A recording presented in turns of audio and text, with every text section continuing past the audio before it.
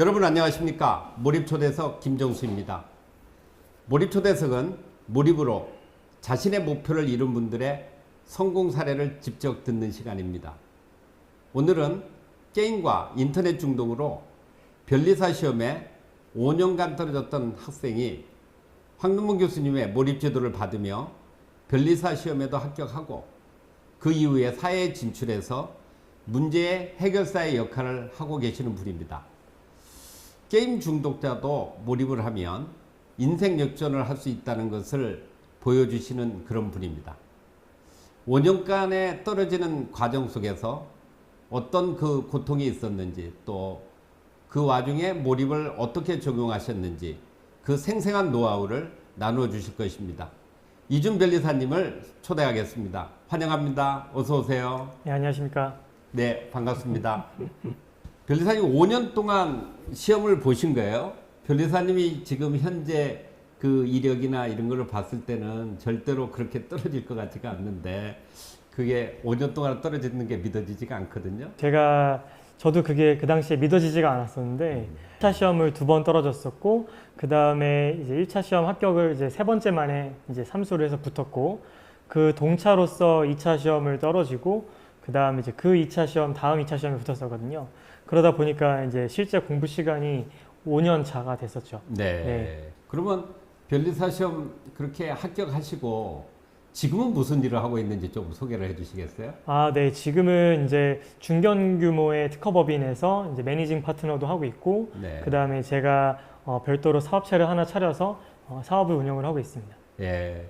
변리사 일을 많이 안 하시고 또 다른 일도 하고 계시는 거네요. 네네네네. 둘 다 예. 하고 있습니다. 게임 중독이었던 분이 변리사 시험도 합격하고 또 그 이후에 큰 중견회사에 또 매니지먼트도 하고 계시고 또 대표로서 또 새로운 일도 그렇게 꾸미고 그러고 계셨는데 상당히 변신을 많이 하셨어요. 예. 어떻게 변신이 이루어졌는지 조금 말씀을 좀 해주실 수 있을까요? 네, 제가 이제 변리사 시험을 합격한 게 2012년도에 네. 합격을 했었는데요. 이제 그때부터 저는 이제 변리사들이 응당 가게 되는 특허법인이나 네. 이제 보통 이제 사업체를 가게 되는데 저는 특허법인에서 이제 수습을 하게 됐고 교수님께 제가 전수를 받은 어떤 그런 뇌과학적인 부분들, 네. 몰입의 어떤 원리들 이런 거를 이제 똑같이 업무를 하는 데 있어서 적용을 해보자. 라는 개념으로 이제 접근을 해서 수습 때 이제 특허법인에서 이제 쭉 업무를 했었고요. 네네. 그러다 보니까 내가 이제 뇌를 이렇게 활용하는 이런 거가 이 특허법인에만 좀 쓰이는 게 조금 아까운 속마음이 좀 있었어요. 네. 예를 들면은 앱 서비스를 만드는 이제 스타트업에도 제가 같이 합류를 해서 이제 사업을 했었고 그러니까 변리사는 계속 하면서 그 다음에 뭐 MBA도 제가 가서 네. 경영학을 배웠었고 예를 들면 이제 투자 이제 회사에도 제가 입사를 해가지고 투자 심사역으로서 활동도 하기도 했었고 네. NC소프트 같은 이제 대기업에 가서 AI 금융 쪽으로 제가 전략 팀장을 맡아서 네. 업무하기도 했었고요. 예. 그러니까 이제 변리사는 제가 계속 이제 운영하는 거를 계속 가지고 가면서 겸직으로서 그렇게 다양한 업무들을 많이 했었습니다. 네. 변리사 공부하실 때 몰입 공부한 게 그게 지금까지 이어진다고 말씀할 수 있을까요? 되게 비슷합니다. 네. 그러니까 그때 공부했던 스타일과 그 공부했던 그런 방식들, 네. 그 사고 방식과 네. 그리고 저희의 행동 양식들, 예. 그거가 그대로 이제 일을 할 때도 적용이 됐었고, 그다음에 이제 오히려 이제 그거를 예를 들면은 예전에는 변리사 시험을 합격하기 위한 이제 목표로 썼다면은 네네. 이제 지금은 제가 스스로 더 큰 문제 정의를 하고 예. 그거를 해결하기 위한 방법론으로서 교수님의 몰입을 적용을 하고 있습니다. 네. 네. 몰입 방법이라는 게 변리사 시험 합격하는 것도 중요하지만 그때 당시는 그게 목표였으니까. 맞습니다. 그런데 그 공부하는 과정을 어떻게 공부하느냐에 따라서 그 이후에 내 머리가 발달이 돼서 더 창의적인 일을 많이 했다. 네. 이렇게 생각할 수 있고 조금 문제를 해결하지 않으면 좀 심심한 네. 그런 것들을 많이 느끼는데 네. 변리사님도 뭐 그런 식의 많이 그 변신을 하신 것 같아요. 그런 것들에 적용이 돼서. 예, 맞습니다. 근데 그거를 조금 더 제가 패러프레이징을 하자면 네네. 변리사 시험을 이제 공부를 할 때는 제가 이런 몰입적인 어떤 그 방법으로 네. 공부를 했을 때 느꼈던 점은 뭐였냐면은 시험이 막 이제 다가오면 다가올수록 기존에는 느끼지 못했던 감정인데요. 네. 내가 이렇게 공부를 하면, 그러니까 이렇게 지금 공부를 하는 게 최선이라는 거구나. 아, 네. 예, 그거를 그때 깨달았었고요. 예. 그러니까 보통 이제 사람들이 나의 최선을 다해서 공부를 해라라고 하잖아요. 네네네. 그래서 그렇죠. 진인사 대천명이라고 하고, 나를 감동시키면 하늘이 감동을 하고 네. 이제 세상을 감동시킬 수 있다, 이런 말들을 많이 그렇죠. 하시잖아요. 네네. 그러면 나를 감동시키는 게 뭐고 나의 최선은 무엇이냐를 이제 저는 의문점이 되게 많았었는데, 네. 이 몰입을 하고 나서 심지어 그거는 교수님만큼 깊은 몰입이 아니었는데도 불구하고 네. 아, 이 정도가 최선이구나, 또는 네. 이거보다 더 했을 때 이게 최선이구나, 예. 이런 거를 제가 인식을 했었고요. 처음으로 변리사 시험을 공부를 할 때 그때 제가 든 감정이 뭐였냐면은, 아, 변리사 시험을 떨어져도 아하. 나는 크게 인생에서 문제가 되지 않겠다, 무슨 일이든 나는 할 수 있겠다. 네. 그러니까 그게 변리사 시험이든 아니든 예. 당연히 이거는 내가 중간 과정으로서 붙어야 되게 공부를 해야 되는 건 맞지만, 이게 만약에 안 되더라도 나는 뭐든지 할 수 있겠다라는 생각이 그때 처음 들었었고요. 네. 그 다음에 이제 제가 특허법인에서 이제 업무를 할 때 그때 되게 몰입적인 그런 방식을 똑같이 업무를 했었고, 네. 그랬을 때는 이제 제가 문제 정의를 했던 문제들이 생각보다 뭔가 저의 심장을 좀 울리지는 않았었어요. 아하. 네. 네. 무엇이든 해결할 수 있는 그런 방법론을 저 스스로 알고 있었고, 네. 네. 저를 감동시킬 수 있는 방법을 알고 있었는데, 네. 이 대상이 제 심장을 울리지 않았던 거죠. 아, 네. 네. 그래서 제가 지금 12년 동안 그 심장을 울리는 제가 네. 풀고자 하는 문제를 찾고 다녔었어요. 아, 네. 네. 우리 변리사님은 도파민 회로가 좀 더 다른 부분보다 또 공격적인 정도로 아, 네. 도파민 회로가 형성이 된 것 같아요. 네. 그 벌써 꽤 오래전에 이제 변리사 시험 합격한 지 꽤 오래 되셨으니까 네, 맞습니다. 한 10여 년 지났는데, 변리사 공부할 때 당시 그 게임 중독이었다 그랬어요. 게임 인터넷 중독이어서 한 5년 동안 계속 내가 떨어졌다, 이렇게 그때 고백하고 이제 하셨는데, 지금 많은 분들이 이제 그렇게 의문점들을 갖고 계시죠. 인터넷 중독, 게임 중독이었던 사람이 과연 몰입한다고 그렇게 바뀔 수 있느냐, 어떻게 그거를 극복해서 이거를 이겨냈고 지금 같은 삶을 영위해 갈 수 있느냐, 이게 이제 많은 사람들의 의문점이에요. 거기에 대한 어떤 그 답을 좀 해주실 수 있겠습니까? 네, 그 부분도 저한테는 되게 중요한 지점이었어요. 왜냐면은 제가 이제 어렸을 때부터 되게 게임을 좋아했었고, 네네. 사실은 이제 학업을 진행을 하면서 크게 문제는 안 됐었어요. 네. 그러니까 학부는 이제 고대이긴 하지만은 네네. 그거가 그렇게까지 저는 막 엄청 나쁘다고 생각은 안 했었거든요. 좋죠. 예, 뭐. 예. 네네. 그러다 보니까 게임을 좋아하고 그런 것들이 전혀 문제가 안 되던 어떤 시절이었었는데, 이제 막상 그 한 단계 넘어가야 되는 그 순간들을 이제 넘어가야 될 때 이 네. 게임이 더 문제가 되고, 네. 그 다음에 이제 제가 그걸 뛰어넘지 못하는 그 상황에서 네네. 제가 좀 더 이 게임에 매몰되는 그런 현상이었거든요. 아, 예, 게임과 인터넷에, 특히 이제 게임이었는데, 그러다 보니까 이거를 되게 이 게임이 결국에는 이제 발목을 잡는 상황이 발생을 했었고, 네. 네, 이 문제를 이제 해결을 하려고, 예를 들면 대학교에 가면은 심리 상담을 해주는 예. 그 곳이 있어요. 예, 예. 심리학부에서 이제 네, 공짜로 네. 해주는 건데, 거기까지 가가지고 제가 이거를 좀 치료를 하고 싶다라고 네. 했었고, 그래서 진단을 받았을 때 게임 중독이라고 이제 말씀하시긴 했지만, 네네. 이제 당연히 저보다 더 심한 분들도 있겠죠. 예, 예, 예. 하지만은 어쨌든 해결을 해야 되는 문제라고 거기서는 봤고, 네. 예, 그래서 저한테 제시를 해줬던 이제 레시피 같은 경우에는 네네. 뭐였냐면은, 컴퓨터를 아예 방에서 없애버려라 예. 라는 그 레시피를 주셨었어요. 예. 예. 근데 제가 이제 그거를 이제 바로 없앴거든요. 컴퓨터를 바로 없애고 이제 본가에 컴퓨터를 이제 놔둬버리고, 저는 이제 컴퓨터가 없는 네. 상황으로 이제 일단 지냈었는데, 예. 그때 제가 그 다음날 바로 PC방을 가서 그때부터는 PC방에서 똑같은 시간을 컴퓨터를 했었습니다. 예, 더 좋은 컴퓨터를 쓰셨네요. 맞습니다. 예. 더 좋은 컴퓨터로 돈은 더 나가면서, 돈은 더 나오고. 네, 그렇기 때문에 그게 어떤 문제 해결은 되지 않았고요. 그래도 공부해야 돼 하면서 예. 1차 시험에 합격을 했을 때 제가 처음으로 이제 본가에 가서 공부를 하게 됐었어요. 네, 네. 그 전에는 이제 고시원이나 아니면은 그 하숙집에서 공부를 했었고요. 네네. 그 고대 이제 도서관이라고 해야 될까요? 예, 네, 예, 거기서 예. 공부를 했었는데, 근데 이제 처음으로 이제 본가에 가서 했던 이유가 뭐였냐면은, 고승덕 변호사의 네. 그 당시에 이제 교수님을 몰랐으니까, 그렇죠. 네, 고승덕 변호사의 14시간 공부법이라고 있었어요. 아, 네, 네, 그게 이제 뭐였냐면, 앉아서 공부를 하시고 그다음에 바로 거기서 비빔밥 먹고 예, 공부하고 비빔밥 먹고 바로 연속해서. 자는 네, 예, 네. 그런 공부법이었어요. 그래서 하루에 14시간을 풀로 공부를 해야 된다. 뭐 그런 거였는데 그거를 하려면 이제 집에 가야 되니까 네. 집에서 했었죠. 예.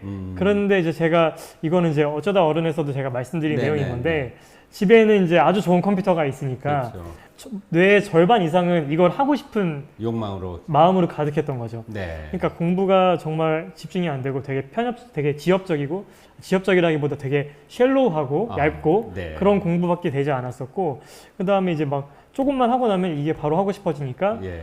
저는 더 이상 안 되겠다라고 아. 해서 어머니한테 어머니만 아는 비밀번호를 걸어달라. 네. 예. 네. 그 다음에 그걸 나한테 알려주지 마라. 예, 라고 하고 제가 이제 어머님께 이제 그걸 부탁을 드렸었죠. 예. 이제 어머니가 그거를 이제 막 비밀번호를 이제 하신 다음에 이제 저한테 이제 나 이거 락 걸어놨으니까 너 이제 못 쓴다. 라고 하고 이제 쇼핑을 가셨어요. 예. 예. 그런데 제가 그 한 2시간 내에 거기에 완전히 몰입을 해가지고 그 비밀번호를 제가 풀었어요. 예, 풀어가지고 제가 바로 컴퓨터를 게임을 했던 예, 그런 기억이 있습니다. 네. 예, 그 정도로 그 게임이라는 게 어떤 역할을 했었냐면 저한테는 그러니까 두뇌는 제가 지금 무엇을 하고 있는지 알 수가 없잖아요. 그렇죠. 인지를 하지 못해요. 네. 근데 어찌됐건 얘가 인지하는 건 뭐냐면 현재 몰입도에 비해서 현재 풀어야 되는 문제가 난이도가 높다는 걸 인지는 하는 거예요. 그렇죠. 네. 예. 이 지금 제가 풀려는 문제는 별리사 합격이라는 문제고 그렇죠. 제가 정의를 한 거는 오늘 해야 되는 이만큼의 막 진도였어요. 진도요. 네. 예. 예. 근데 이거가 너무 어렵고 너무 난이도가 높다 보니까 저는 그냥 바로 쉬운 거를 찾을 수밖에 없는 거예요. 대체안으로. 맞습니다. 예. 그게 저한테는 어렸을 때부터 조금씩 해왔던 게임이었던 거죠. 네, 네. 그래서 저는 이제 그거를 게임으로 가서 거기에서 저는 성장을 하고 있었던 거예요. 네, 네. 성공 경험을 거기서 하고 있었던 거예요. 예. 게임의 레벨은 올라가지만 제 별리사 점수는 안 올라가죠. 그렇죠. 네. 예. 그래서 이제 그 부분을 제가 정말 오랫동안 고민을 했고 그때가 이제 2차 시험을 딱 떨어지고 나서 네. 그러니까 처음으로 2차 시험을 떨어지고 나서 그때 했던 고민들이 예를 들면은 이 게임도 그렇고 네. 이런 여러 가지 문제가 있는데 나는 14시간을 앉아가지고 또는 이제 어떤 날은 17시간씩 앉아 있었어요. 예. 근데 왜 실질적인 공부 시간은 4시간? 3시간밖에 안 될까? 네. 그러면 내 인생이라는 거가 예를 들면 17시간이 내 인생이잖아요. 그렇죠. 오늘 하루에. 네, 풀로. 네. 예. 이거의 90% 이상을 이 인생의 이 공부에다가 쏟고 있는데 게임이나 아니면은 뭐 다른 친구들은 지금 취직해가지고 막 네. 연애도 하고 있고 예. 하고 있는데 저런 삶도 있고 네, 네. 이런 네. 게임을 내가 몰두해가지고 하는 삶도 있고 네, 네. 근데 나는 왜 그러면 공부를 하고 있는 것이냐 거기에 제가 물음표가 생겼었어요. 네. 네. 그러다 보니까 내가 지금 여기 앉아서 왜 공부를 하냐에 대한 질문이잖아요. 네, 네, 네. 그 다음 질문은 이제 나는 왜 사냐에 대한 질문이었어요. 네. 그렇게 제가 그때부터 뇌과학과 정신분석학, 자기계발서, 네. 예, 그 다음에 뭐 철학책들. 철학책, 예, 예, 예. 그런 거에 심취하기 시작했고 나는 왜 사는가. 예. 예. 근데 한 6개월인가를 심취했었는데 예. 예, 그때 이제 결론적으로 깨달았던 이제 6개월에서 1년 정도 심취했었는데 네. 깨달았던 바는 왜 사는가는 내가 만들어가는 것이다. 네, 주어진 것이 아니다. 예, 예, 예. 그러면 이제 정해진 거는 뭐냐? 내가 어떻게 살아야 되는가? 네. 그거를 제가 교수님의 책을 보고 깨달았던 거죠. 네. 네, 그렇게 교수님 만나게 됐었고 아. 그 다음에 이제 제가 이 게임 중독이라는 게 어떻게 그 공부 중독이라고 해야 되나? 네네. 예, 공부 중독이라면 좀 안 좋은 이미지긴 하지만 네, 공부를 뭐 하여튼 네. 네, 넘어가게 된 거는 되게 자연스러웠어요. 그랬어요. 예. 네. 왜 그랬냐면 게임은 이제 제가 이제 NC 소프트라는 게임 회사에서 있었기 때문에 더 잘 알기도 하지만 네네. 게임이라는 거는 정말 많은 사람들이 똑똑한 사람들이 이거를 어떻게 하면은 재밌게 만들까를 하루 종일 연구해가지고 만들어낸 거잖아요. 그렇죠, 그렇죠. 네. 예. 근데 이제 예를 들면 인간은 조금씩 성장을 하고 내 몰입도에 맞는 난이도가 주어지고 그렇죠. 이거를 예를 들면 내가 120% 정도 했을 때 달성이 되고 네. 성장이 되고 이게 너무 지지부진하면 돈을 때려박아서 성장을 시키고 네네. 네, 이런 거에 되게 심취하게 되어 있거든요. 네. 네. 구조적으로 그렇게 돼 있죠. 맞습니다. 네, 네, 네. 그런 거를 굉장히 잘 만들어 놨기 때문에 현실 세계보다는 이게 좀 더 매력적인 거죠. 두뇌는. 네, 네. 네, 성장하는 기분을 느끼기에는. 그렇기 때문에 제가 공부를 어떻게 정의하냐에 따라서 게임이 재밌을 수도 있고 아, 공부가 재밌을 수도 있는 거예요. 예. 이거는 뇌의 원리를 알아야 되는 거죠. 네, 네, 그러겠죠. 네. 네, 네. 제가 프로게이머로 갈 거면 완전히 이쪽으로 해야 되는 거고 네. 제가 프로게이머가 아니라 다른 거를 갈 거면 그거를 게임처럼 해야 되는 거죠. 근데 그렇게 하려면 이 뇌의 원리를 알아야 되고 네. 그게 이제 그 몰입의 원리였던 거죠. 아, 그러셨구나. 네. 그래서 제가 교수님과 그런 몰입에 대한 그런 원리를 깨닫고 그거를 적용을 하게 되면서 점점 그 공부가 재밌어지고 공부가 쉬워지고 네, 그런 과정을 거치고 공부를 통해서 저도 성장하는 그 감정들을 느끼고 네. 그러다 보니까 더 이상 제가 메타버스에서 아, 성장할 필요가 없는 거예요. 예. 네. 현실이 게임이니까. 네. 네. 그러면 게임에서 나왔던 그 즐거움, 도파민이 분비되면서 나오는 즐거움을 이쪽 공부하면서 그 즐거움으로 대체를 시킬 수 있었다. 뭐 맞습니다. 근데 그게 그렇게 쉽게 가지를 않을 텐데 어떤 네. 결단 같은 거를 내려야 일로 갈 수 있는 거 아닌가요? 결단보다는 실천이 되게 중요했던 것 같아요. 예. 그러니까 점진적인 실천이 되게 중요했고, 그러니까 결단은 사실은 그 전 뭐 수십 년간 제가 항상 해왔던 게 결단이고 네, 네, 열심히 하자, 아하, 예, 예, 독하게 마음 먹자. 예. 나는 왜 쟤보다 독하지 않을까? 네. 네. 근데 그거는 두뇌의 입장에서 봤을 때는 그냥 두뇌가 독하고 안 독하고는 어떤 하나의 현상이거든요. 아, 네, 네. 네. 예. 제가 여태까지 예를 들면 6개월 동안 어떻게 살아왔기 때문에 얘는 독하고 저는 또 어떤 사람은 6개월 동안 어떻게 살아왔기 때문에 안 독하고 아하, 네. 그냥 현상이거든요. 나타나는. 예, 예. 제가 이제 인공지능을 하니까 그렇죠. 입력 네. 데이터에 따른 그냥 출력 데이터예요. 예. 네. 예. 근데 이제 어렸을 때는 그거를 잘 이해를 못했기 때문에 네. 내가 게임을 끊으려면은 어떤 결단이 있어야 되고 예. 의지가 있어야 되고 나는 그게 부족했구나라고 제가 오해를 했던 거죠. 아, 네. 네, 저는 저를 되게 깎아먹었었어요. 무슨 말이냐면은 야 너는 게임도 못 끊으면서 네가 무슨 대업을 이루겠다고? 아, 네, 되게 저를 후려쳤었죠. 예. 하지만 이제 지금 깨달은 거는 아 그게 아니구나. 네, 어떤 독한 상태와 독하지 네. 않은 상태, 무언가를 이룰 수 있는 상태와 무언가를 이룰 수 없는 상태, 네. 몰입 상태와 몰입이 아닌 상태는 내가 입력을 어떻게 하냐에 따라 환경을 어떻게 하냐에 따라 그냥 자연스러운 출력이구나. 아, 네. 네, 내가 잘못된 게 아니라 누구나 할 수 있는 거고 나도 할 수 있는 건데 네, 그냥 내가 이런 입력을 하냐 안 하냐에 따라서 달려 있구나. 네. 이거를 지금은 완전히 깨달은 거죠. 아, 그러셨구나. 네. 그 교수님 처음 그러니까 교수님께 처음 메일을 드린 날짜를 제가 뒤져보니까 2011년 12월 26일이에요. 크리스마스 다음 날이던데 벌써 한 12년 전에 일이에요. 아, 네. 그래서 이런 상황 때문에 내가 교수님의 도움을 받고 싶다 이런 메일을 이제 제가 봤는데 교수님의 지도를 받으면서 그것을 게임에서 이쪽 공부로 좀 돌아가게끔 하는 그 도움을 어떤 도움을 좀 많이 받았는지 이제 그 부분을 조금 얘기를 해주시겠어요? 그러니까 어떻게 어떤 지도를 받아서 몰입을 좀 했더니 이쪽에서 이쪽으로 내가 좀 갔다 이런 네. 얘기를 말씀해 주시면 좋을 것 같아요. 아, 네. 되게 이게 함축적으로 말씀드리긴 되게 어렵지만은 네. 네, 일단은 핵심은 그거였던 것 같습니다. 핵심은 뇌의 원리를 깨우치고 나니까 네. 이 뇌의 원리대로 공부를 하니까 공부가 되게 재밌었다. 네. 결론적으로 말씀드려서 첫 번째 2차 시험이 끝나고 나서는 책을 꼴도 보기 싫었고 어, 두 번째 2차 시험 제가 합격했을 때는 이제 합격했을 합격한 줄은 때. 몰랐죠. 네, 네. 네. 합격했을 때 2차 시험 끝나고 나서는 그 다음 날도 공부를 하러 갔었어요. 너무 재밌어서. 공부 자체가 즐거웠네요. 네. 그때는 이제 더 이상 이제 그 민법이나 민사소송법 이런 건 이제 필요는 없으니까 네, 네. 공업수학 책을 들고 제가 서울대 2월에 어. 갔던 경험이 있습니다. 예. 네.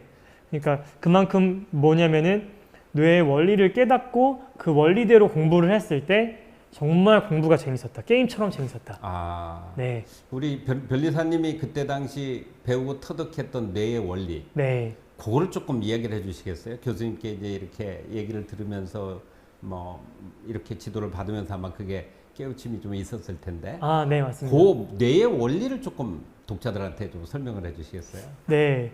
그 교수님께서 말씀하신 그 11가지의 원칙들 예. 그것뿐만 아니라 제가 추가로도 많이 깨달은 것들이 있는데요. 예를 들면은 이제 핵심적인 거는 이거라고 생각합니다. 그러니까 예전에는 제가 어떻게 공부를 했었냐면 공부 양을 일단은 되게 많이 정해놨어요. 아, 네. 오늘 이만큼 진도를 나가야 돼. 네. 그리고 이걸 못하면 너는 진짜 바보 같은 놈이야. 네네. 네. 그다음에 중간에 뭔가 게임을 했다. 야, 너는 진짜 어떻게? 야, 너는 진짜 망했다. 자책을 잡고. 네, 이런 게 엄청 많았었어요. 예. 근데 이제 교수님과 이제 진행을 하면서 첫 번째 깨달았던 거는 이런 어떤 그 제가 뭔가 큰 네. 아젠다를 두고 있을 때 네네. 두뇌는 되게 많은 부담을 느끼는구나. 아, 그러니까 두뇌는 뇌과학적인 측면에서는 대뇌와 변연계, 예. 그러니까 이제 특히 이제 편도체가 예. 핵심 역할을 하게 돼요. 네, 왜냐하면 네. 이제 중뇌 쪽이기 때문에 파충류에 속하거든요. 네, 네. 그러다 보니까 포유류의 뇌보다 훨씬 더 중요한 역할을 하게 되고 더 기저에 있단 말이에요. 네네. 그래서 얘를 어떻게 달래느냐가 제일 중요한데 예전에는 얘랑 싸웠다고 하면은 예. 이제는 얘를 달래가면서 하는 그런 원리들을 깨달았던 거죠. 네. 예, 그래서 예를 들면은 제가 오늘 300페이지를 다 공부를 해야 된다라고 하면 목표를 잡았으면. 네, 편도체가 느낄 때는 이거에 대한 확실한 그러니까 성공 가능성이 뭐 한 20%밖에 안 되는 거. 예. 예. 그러면 편도체는 시작도 하기 전에 일단 예. 패닉 상태가 와요. 네. 이거 야, 안 될 것 같은데 이거 너 어떻게 하겠다는 게 이게 바로 나와요. 예. 그러면은 얘가 바로 뭘 하게 되냐면은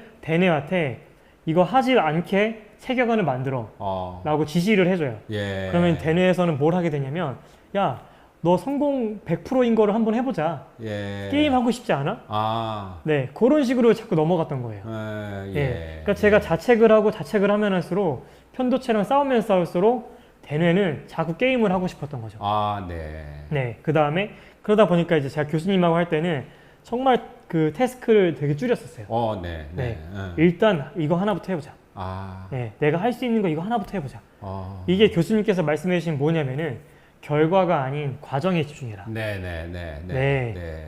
그게 이런 식으로 저한테 적용이 됐었어요. 결과보다는 과정에 더 신중해라.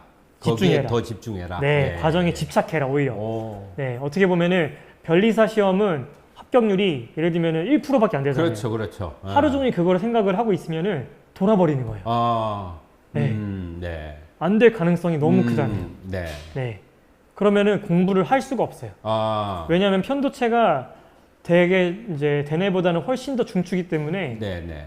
이런 패닉 상태가 되면은 대뇌를 지배하게 돼요. 네. 그러면 이제 게임 생각이나 아니면 내가 변리사가 아니라 다른 거를 해야 되는 이유들을 만들어내요. 네. 뇌에서. 너는 이거보다 취직을 하는 게 낫지 않아? 이거는 합격률이 되게 낮고. 피할 길을 찾네. 자꾸. 맞습니다. 네. 이런 식으로 하다 보면은 당연히 오늘 공부는 잘 될 수가 없죠. 네. 결과보다는 과정에 집중하라. 네. 그거를 좀 더 디테일하게 말씀드리는 게 이겁니다. 네. 무슨 말씀인지 알겠습니다. 네. 이게 이제 교수님께서 또 말씀하신 난이도 조절하고도 관련이 있어요. 난이도 조절. 네. 맞습니다. 예. 난이도 조절이 편도체를 이렇게 달래주는 작업입니다. 네. 예. 교수님께서 저한테 계속 피드백 해주셨던 것 중에 가장 신경을 많이 쓰셨던 게 난이도 조절. 어려운 게 있으면은 일단 10분 풀고 안 되는 게 있으면 옆에 적어놓고 일단 멈춰라. 네. 그 어려운 건 나중에 짜투리 시간에 풀어라. 네. 너무 쉬운 것들은 시간 제한을 두고 풀어라. 네. 이게 정말 정수예요, 정수.